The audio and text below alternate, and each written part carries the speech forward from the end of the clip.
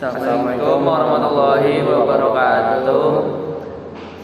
Di sini kami akan mempresentasikan hasil proyek kami tentang analisis dan perancangan sistem informasi keuangan kelas berbasis web dengan metode waterfall atau model waterfall. ya.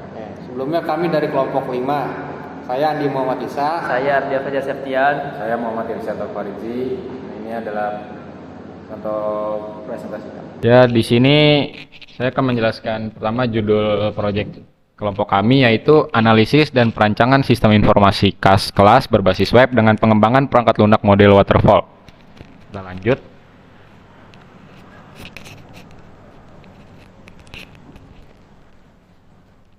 Nah, di sini kelompok 5 ya, yang terdiri dari saya sendiri yaitu Muhammad Irsyad Al-Farizi, dan ada Ardia Fajar Septian sama Andi Muhammad Isa. Jadi kita di kelompok 5 itu isinya bertiga. Lanjut, ini struktur organisasi kelompok kami. Di sini ada ketua kelompok yaitu Ardia.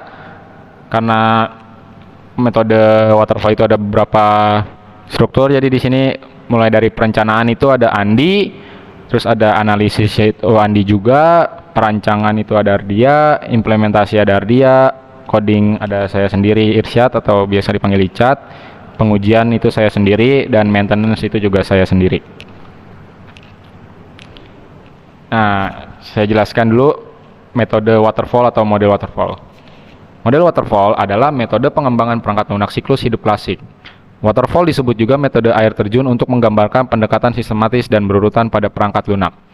Metode waterfall ini menjelaskan kemajuan teknologi yang mengalir ke bawah sehingga dianalogikan seperti air terjun, karena tiap tahap yang dikerjakan berurutan dari atas ke bawah. Nah, ini adalah gambaran contoh metode waterfall. Pertama itu ada analisis atau analyze, yang kedua itu ada desain, yang ketiga itu ada implementasi, yang keempat itu ada testing, dan yang terakhir ada maintenance atau pemeliharaan.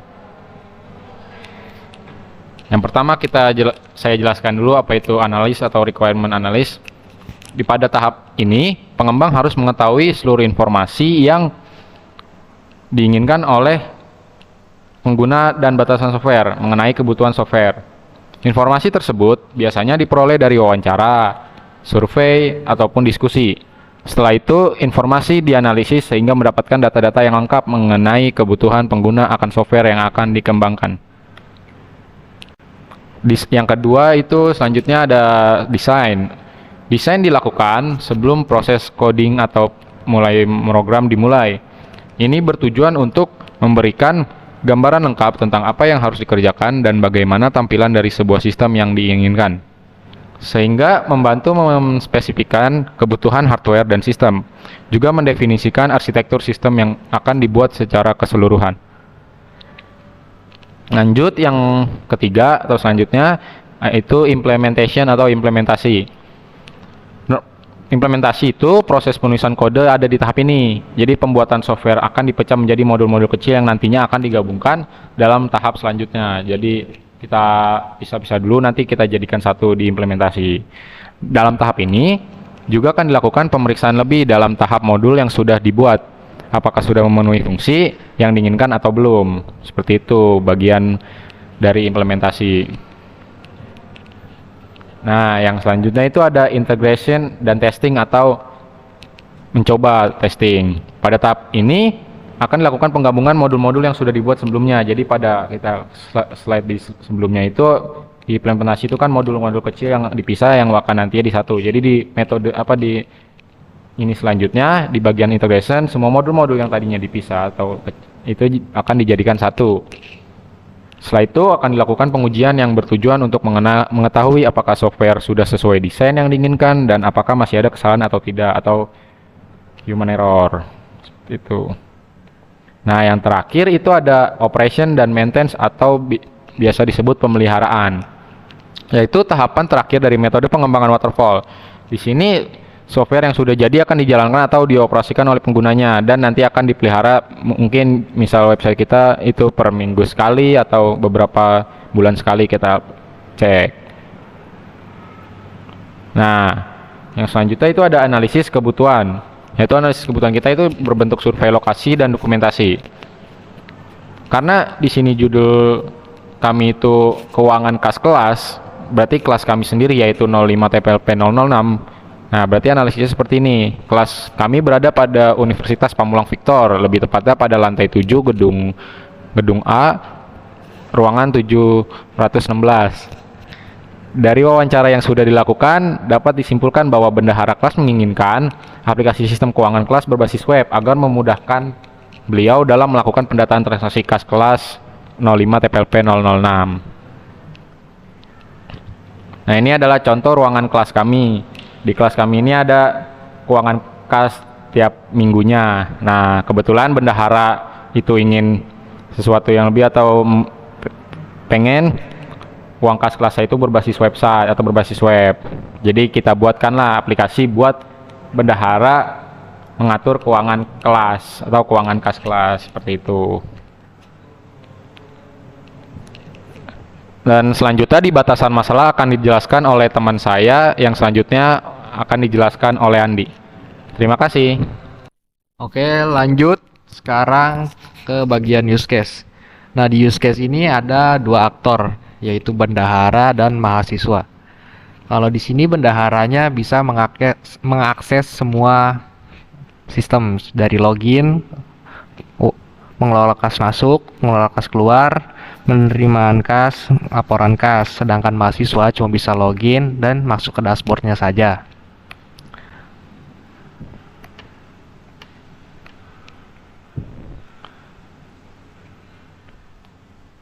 Sekarang ke activity diagram bagian login.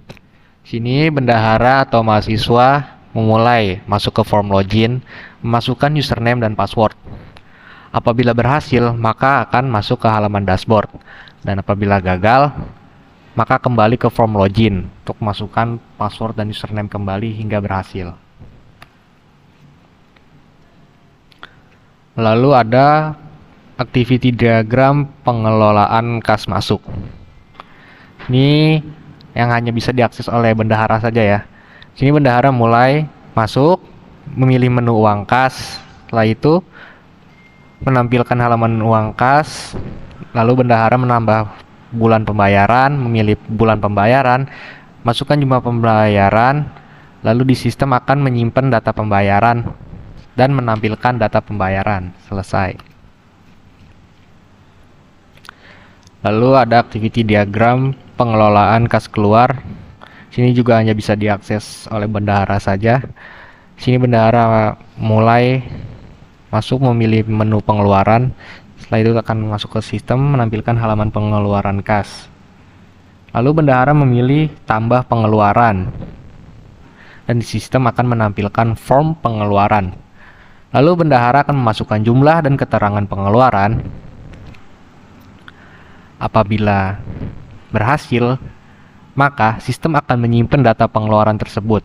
Dan apabila gagal, maka sistem akan kembali ke menu halaman, menampilkan halaman pengeluaran kas. Nah, apabila berhasil, maka sistem akan menampilkan data pengeluaran kas. Selesai. Lalu ada laporan kas masuk. Ya, hanya juga bisa diakses oleh bendahara. Sini bendahara memilih menu laporan. Lalu sistem akan menampilkan halaman laporan. Lalu bendahara memilih bulan pembayaran. Lalu bendahara klik laporan pemasukan. Setelah itu sistem akan menampilkan laporan pemasukan. Lalu bendahara akan memilih mencetak laporan.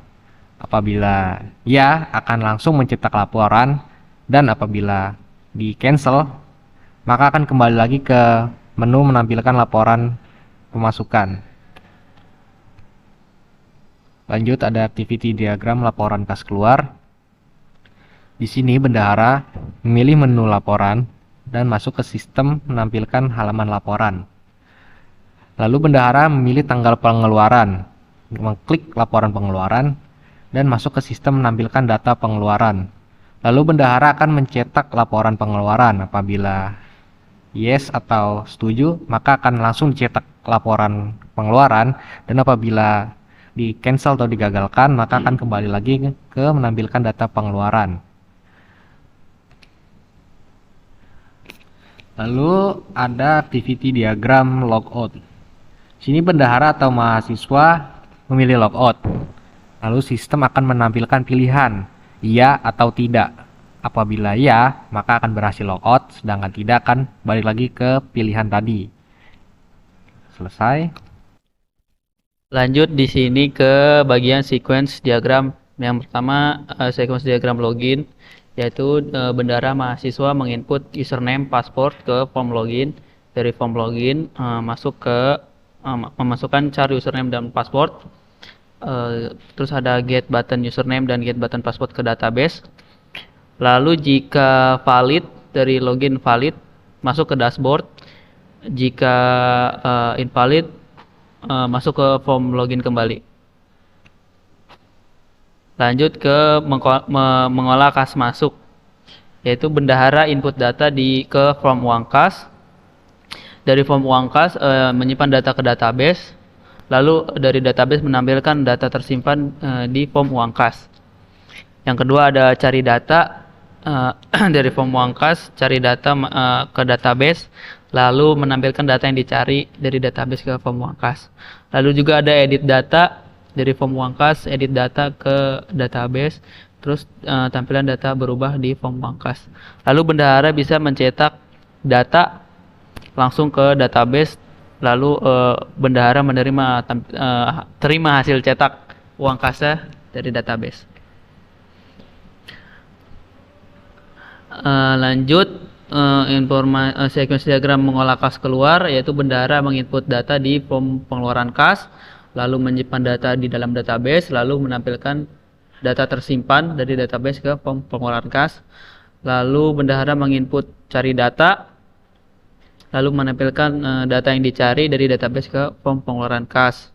Lalu juga di sini ada edit data, dari form pengeluaran kas mengedit, lalu database menampilkan data yang telah berubah. Lalu juga bendahara bisa mencetak form pengeluaran kas langsung ke database, lalu bendahara menerima hasil cetaknya. Lalu di sini ada kelas diagramnya, di mana ada mahasiswa, uang kas, bendahara, pengeluaran. Di mahasiswa ada email, ID mahasiswa, jenis kelamin, nama mahasiswa, nomor telepon, di mana bisa hapus, simpan, update. Di sini mahasiswa membayar uang kas. Di uang kas ada ID mahasiswa, ID uang kas, minggu ke-1, minggu ke-2, bisa hapus, simpan, update. Lalu di uang kas bendahara mengatur uang kas. Di bendahara ada ID user, nama, password, username. Terus bendahara juga mengatur pengeluaran uang kas. Lalu di sini ada IRD-nya, di mana bendahara mendata mahasiswa, lalu bendahara menginput kas keluar, bendahara menginput uang kas.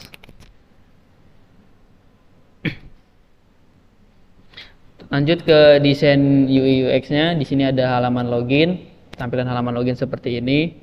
Tampilan dashboard, jika berhasil login, masuk ke dashboard, tampilan dashboardnya seperti ini. Lanjut ke tampilan data mahasiswa. Di sini ada tampilan data mahasiswa, bisa mencari nama mahasiswa, tambah mahasiswa, dan menampilkannya di tabel. Lanjut ada tampilan kas masuk. Di uang kas, tampilannya ada tambah bulan dan pilih bulan pembayaran. Jika melakukan tambah bulan, maka akan muncul pilih bulan pembayaran dan ada detailnya. Jika diklik detailnya, maka akan seperti ini tampilannya. Lanjut ke tampilan pengeluaran kas. Di sini tampilan pengeluaran kas bisa tambah pengeluaran dulu, baru nanti akan detail pengeluarannya akan ditampilkan ke dalam table. Langsung saja ke aplikasinya. Oke, ini tampilan dari aplikasinya. Kita akan mencoba login sebagai bendahara. Ini kita masukkan username dan password. Login. Oke, jika login berhasil, masuk ke halaman dashboard. Di sini ada halaman mahasiswa, pengeluaran, sama uang kas. Uang kas di sini maksudnya pemasukan ya. Misalkan kita ke mahasiswa dulu. Di sini kita bisa tambah mahasiswa. Contoh namanya di sini Abdul, kasih pria, nomor teleponnya sekian, emailnya, contoh, form. Lanjut, oke di sini udah berhasil, maka akan muncul di sini nomor telepon sama emailnya. Ini kita udah buat beberapa datanya. Ya, udah buat beberapa contoh datanya juga. Di sini kita bisa mengubah juga, edit. Lanjut kita ke bagian di sini juga ada namanya live navbar gitu. Ke bagian uang kas. Di sini pertama kan belum ada apa-apa, kita pilih tambah bulan pembayaran dulu. Misalkan contohnya ya Januari 2024, per minggunya biasanya 5.000. 5.000. Jadi kelas kita tuh biasa per minggunya 5.000. Siap. Lanjut. Nah, di sini udah sukses. Langsung kita klik detail. Nah, di sini nanti nama-nama mahasiswa tadi muncul dalam tabel uang kas. Misalkan si Abdul ini bayar minggu pertama 5.000. Iya, nggak bisa dicicil ya dia. Save. Susah. Nah, jadi sudah bayar ya. Jadi kelasnya 5.000, pembayarannya 5.000 per minggu. Lanjut ke pengeluaran uang kas. Pengeluaran uang kas, di sini kita bisa tambah pengeluaran kas. Jadi nanti pas kita masukin pembayaran di sini kan udah ada yang bayar tadi si Abdul 5.000. Di sini muncul namanya sisa uang 5.000. Ke pengeluaran kita tambah pengeluaran. Misalnya pengeluaran 2.000. Keterangannya apa gitu print. Ya. Print buku. Save. Print 2.000. Oke, di sini berhasil. Nah, nanti di sini sisa uangnya berkurang ya, sisa 3.000. 3.000. Nah, lalu di sini ada laporan juga, laporan pemasukan di Januari itu si Abdul tadi kelihatan 5.000. Iya. Lalu di laporan pengeluarannya juga ada si buku ini. Nah, print. Nah, dia bisa ngeprint. Print laporan. Jadi mungkin Oke. dari teman-teman ada yang lihat laporannya, kita bisa di print. Oke, siap. Oke, gitu saja kesimpulannya di sini. Sistem ini bertujuan untuk menyediakan solusi bagi kelas 05 TPP 006 yang ingin membuat sistem keuangan kelas dengan menggunakan perkembangan teknologi. Model pengembangan waterfall melibatkan siklus seperti air terjun secara berurutan dari atas ke bawah. Dan model ini di pembentukan progres kerja lebih jelas dan terstruktur.